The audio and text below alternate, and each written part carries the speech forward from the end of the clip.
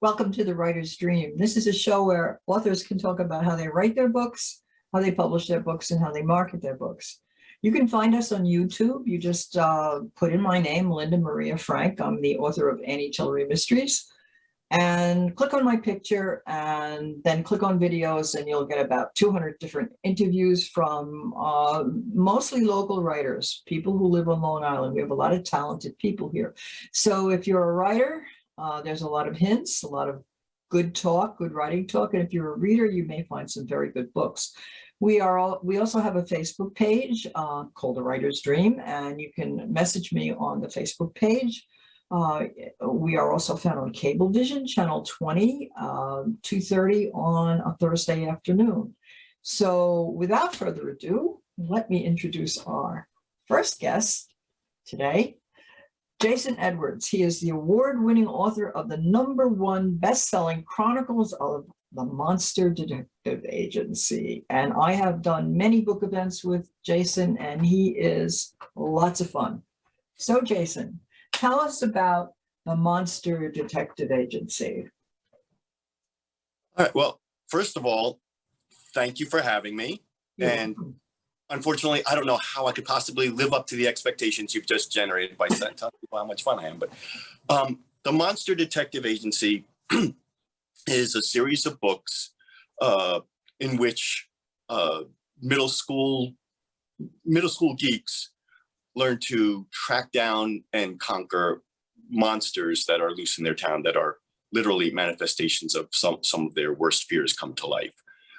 They're funny fantasy mystery adventures with humor, horror, mystery, suspense, and brownies, because you got to have something for everybody. Sure. But they're lots of fun. They've won a lot of awards, a lot of critical acclaim. But the best thing is that young readers love reading them. So they're a lot of fun, and I have had a great adventure myself just in producing these. I mean, like the monsters themselves. This is just something that's just took on a life of its own, and I'm very grateful for that. Yeah, well, can you tell us about your main characters? I would love to tell you about my main characters, because that's why I'm here. Well, first of all, there's Will Allen. Yeah. He is the principal character in the first book of the series, Will Allen and the Great Monster Detective, and he remains principal throughout the series. And his partner, Janine Fitzsimmons, they are both in their first year of middle school. They're both math and science geeks, and Will has, how should I say? Will has the issue arise that is kind of unusual. He's had monsters come to life in his room. And together with Janine, they search for help, because for some reason, middle schoolers usually need help with dealing with stuff like this. And they search fruitlessly until a mysterious business card appears in his book bag, summoning the Great Monster Detective, who teaches him how to overcome his fears and confront these monsters, and to seek out the truth of the dreaded hidden beast before it is too late. So they're both very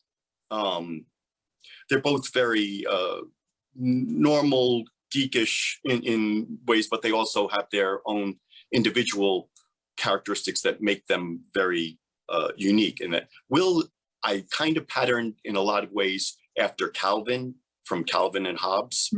He's very wry and a little bit bitter, even, in the sense he's funny, but he's a social outcast, and he's, not enjoying that, but he also doesn't like people. Think of him almost to a certain extent like Sheldon, but a little, from Big Bang Authority, Big Bang Theory. But so he's a little bit socially awkward on top of his other issues, but he has to learn to deal with his own issues, to overcome his own fears and other strong feelings that make it difficult for him to connect and understand other people's issues and other people's monsters.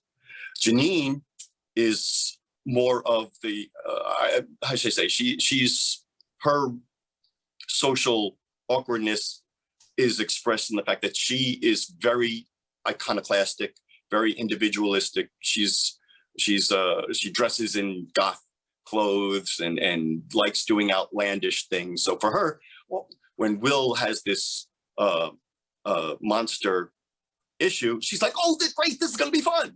It's like, which is not the way people normally respond to, monsters. But so she's very excited about this. Anything that's weird kind of goes, is her territory, and she likes being part of that. And then, of course, there are, series of series of characters that are less directly principal characters. I mean, there's the great monster detective himself. And of course, there are all of the other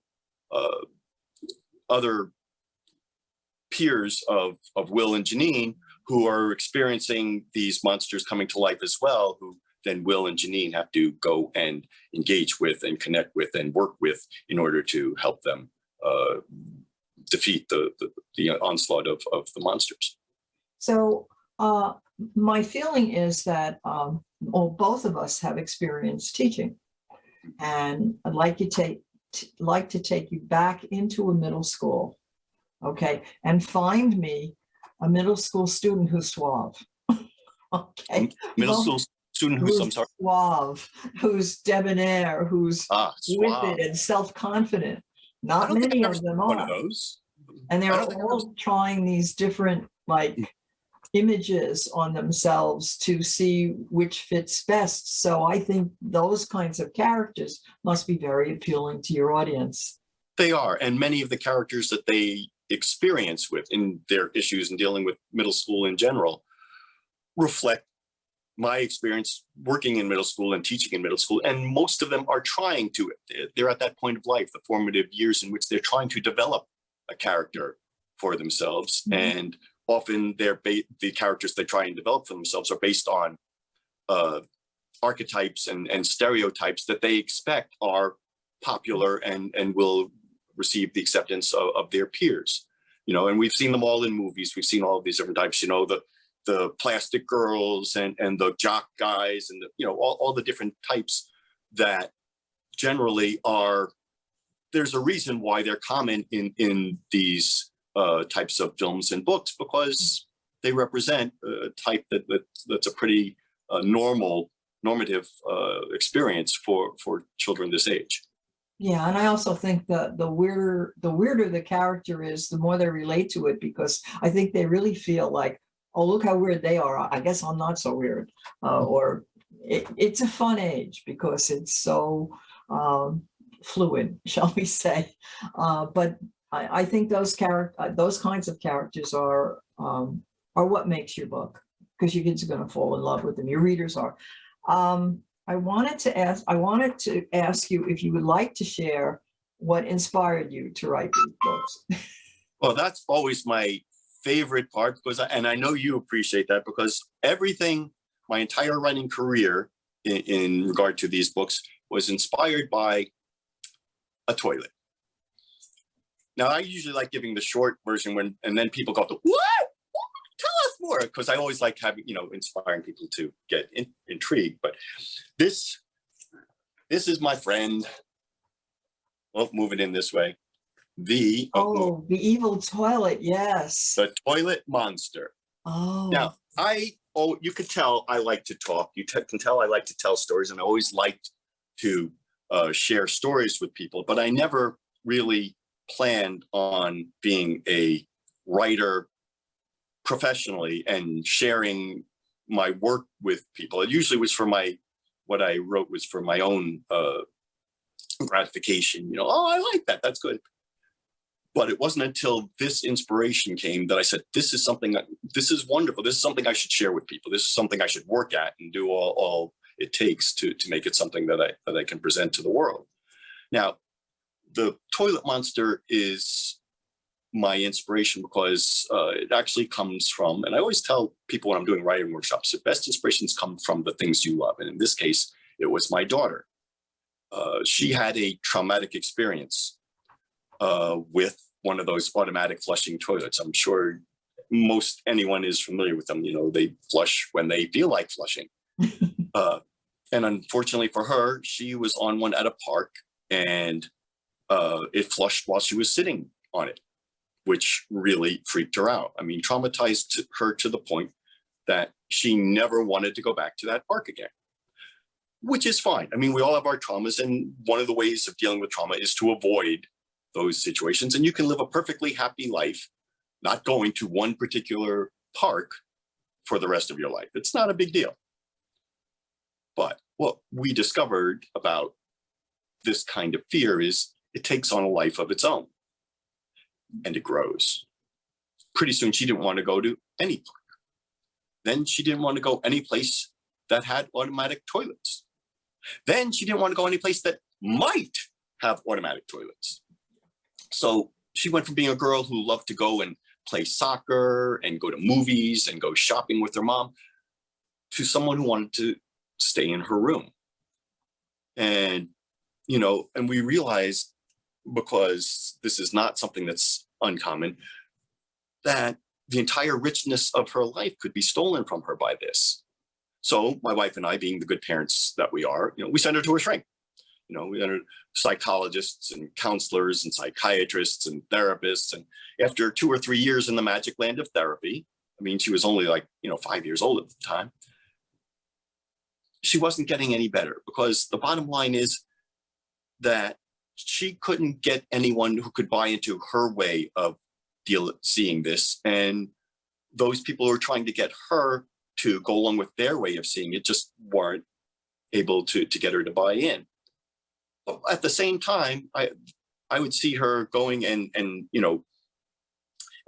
pretending to be at Hogwarts, with her magic wand, saying, it's like, Expelliarmus, saying stuff like that. What we understand is that children tend to see things in popular culture, and they tend to mimic it. And those mimicking behaviors are probably more effective in terms of dealing with some of the issues that they face than trying to force it on them. I mean, we got American Psychology Association books, Johnny has a fear. Johnny must learn to face his fears. Johnny must, whoosh, right over their head. And it'll work for some, but for many, like my daughter, it didn't work. So I realized what she needed was a character in popular culture that could see her issue the way she saw it, that could see this toilet the way she saw it. It's a monster. I mean, to her, that's what to any of us a monster is. We call something a monster because it's something that makes us go, ah! That's why we call them. It's not because it's big and nasty looking. Otherwise, my great Aunt Martha would be one. No, it's because it terrifies us. It upsets us.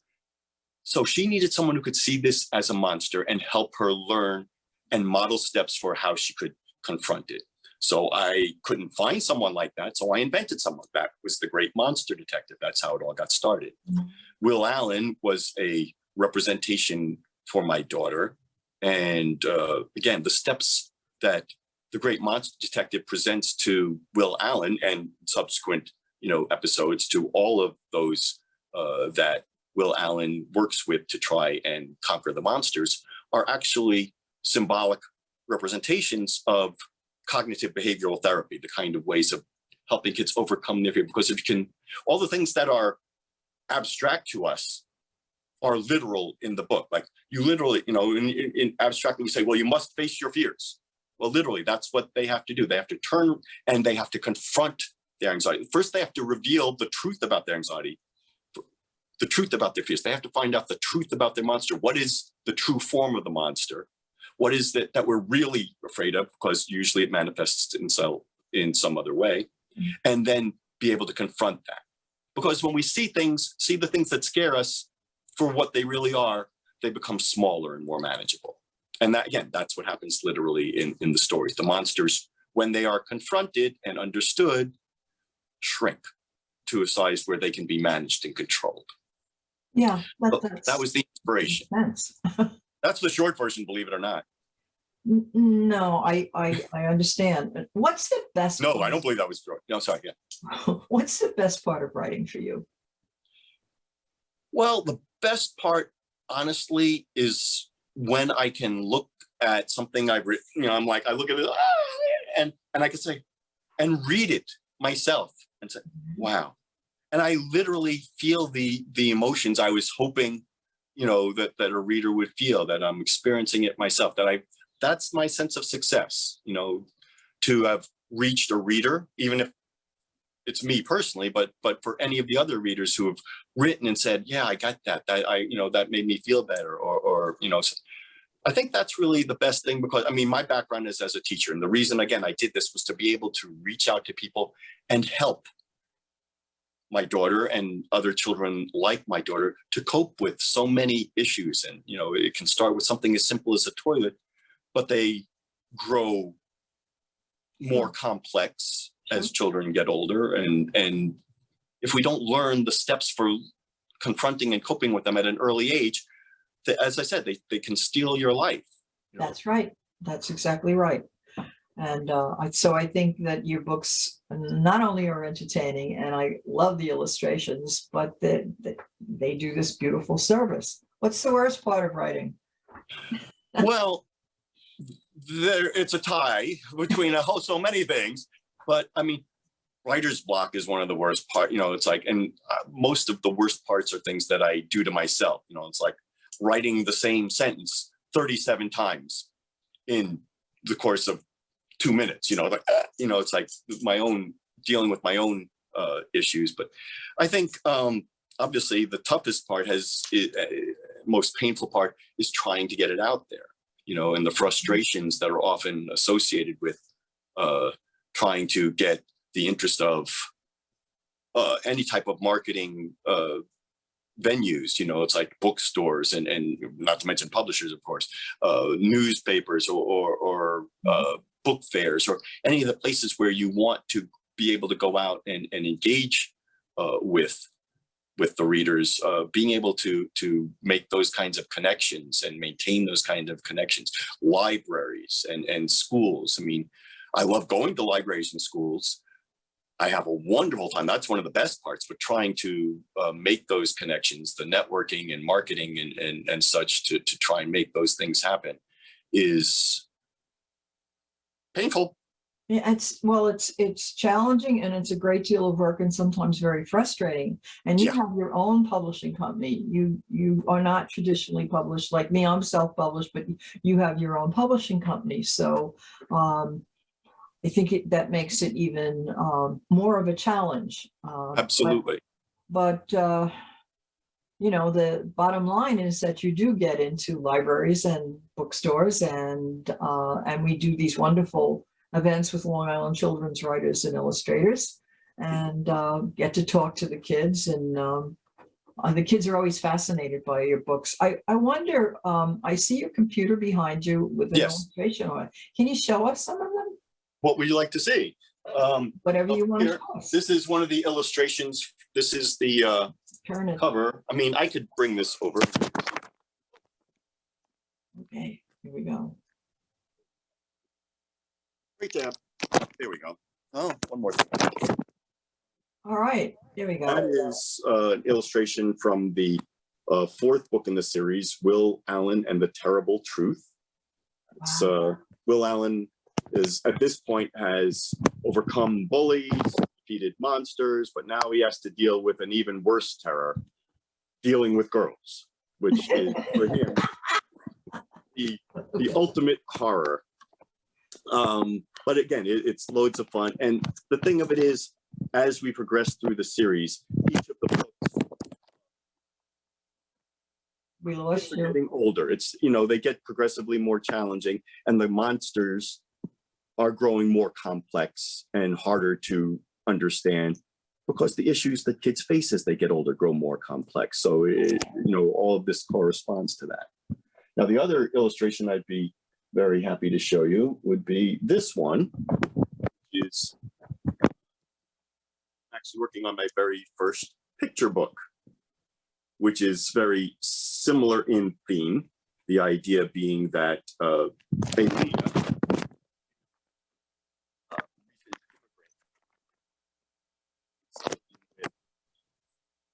those kinds of issues that are common to newcomers to our country, trying to fit in and feeling comfortable socially and among her peers, especially for that age.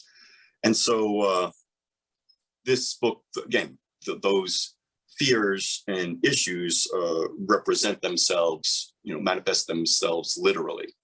And I think also that in this present situation, this present modern day world we live in, there are a lot of things for kids to be afraid about.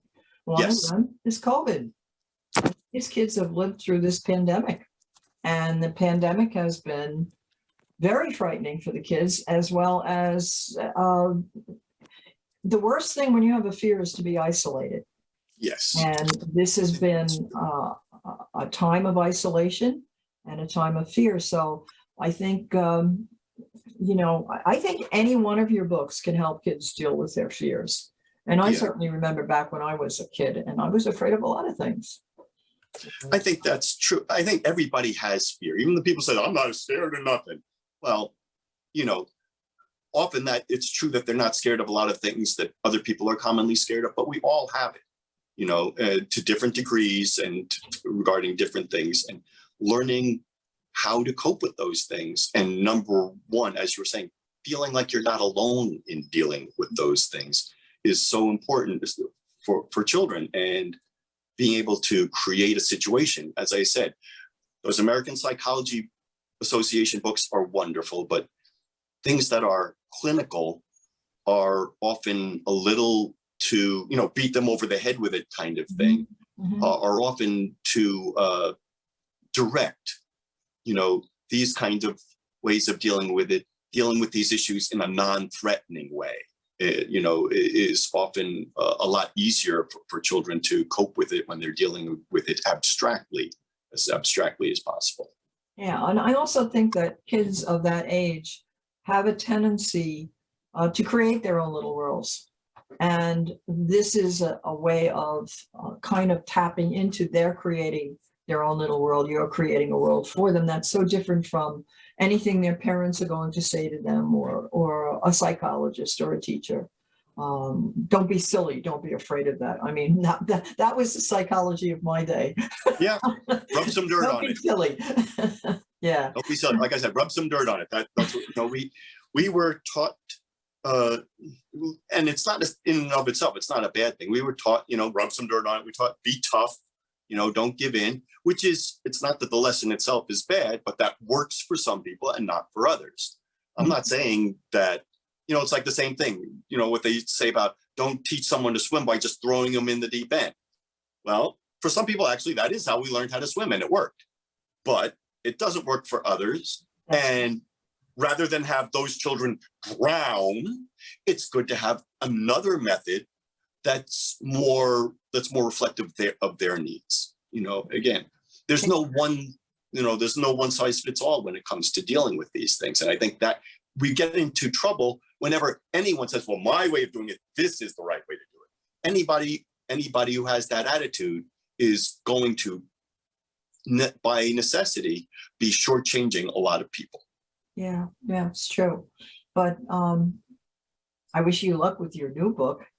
Thank you.